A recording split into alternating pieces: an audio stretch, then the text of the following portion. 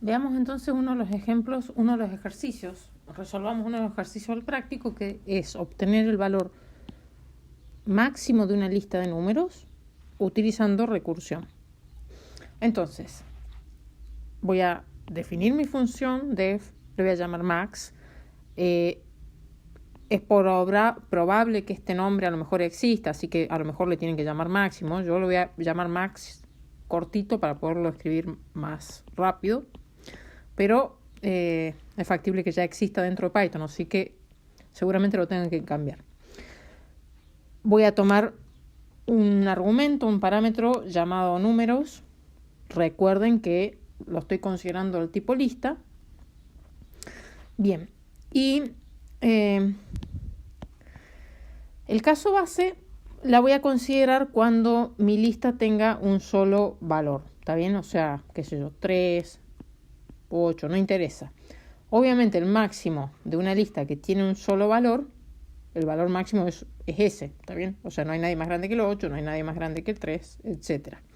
Entonces, mi caso base es un solo elemento, lo cual significa que voy a hacer un if si la cantidad de elementos de mi lista es igual a 1. Entonces, directamente puedo, voy a identar un poquito mejor, puedo hacer un return de el primer elemento de mi lista. ¿Está bien? Total existe. El elemento en la posición 0 va a ser ese primer número que tenga. Perfecto. Caso base solucionado. Ahora bien, ¿cuál va a ser el caso recursivo? Yo les dije que en el caso recursivo siempre tenemos que sacar de alguna manera un elemento de la lista, ¿no?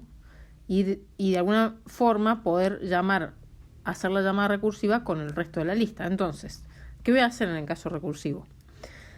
Voy a guardar en una variable el primer elemento. ¿Está bien?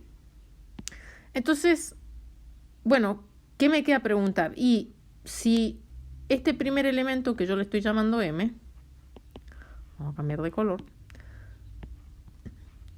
yo estoy sacando de mi lista el primer elemento, que es lo que está en la posición 0, y lo quiero, digamos, comparar con el resto. O sea, ¿y el resto quién es? Bueno, el resto es la llamada recursiva, es el max de lo que quedó de mi lista.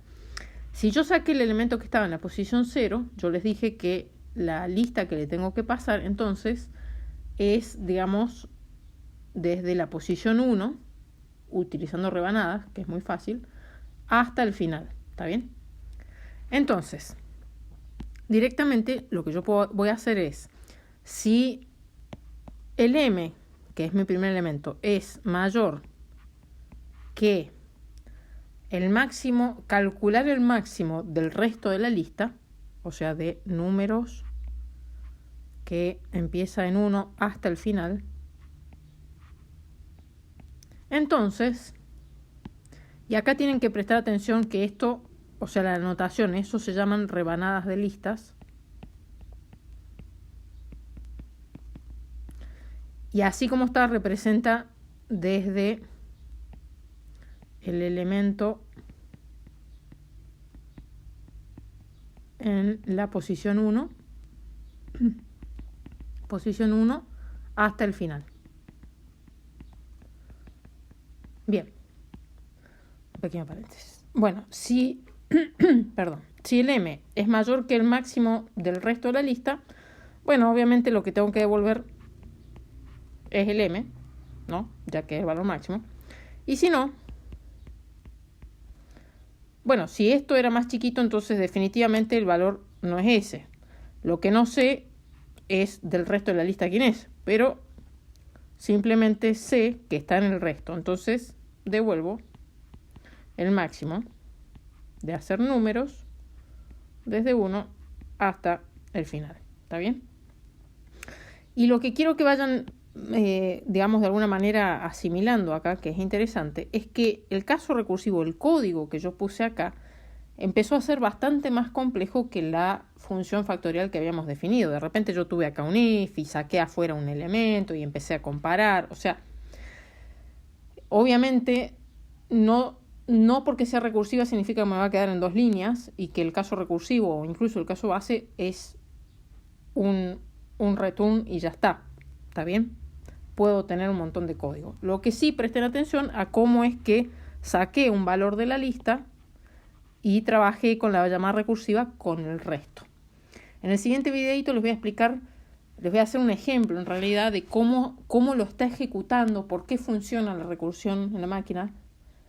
Entonces vamos a hacer como si fuéramos Python y vamos a ver eso.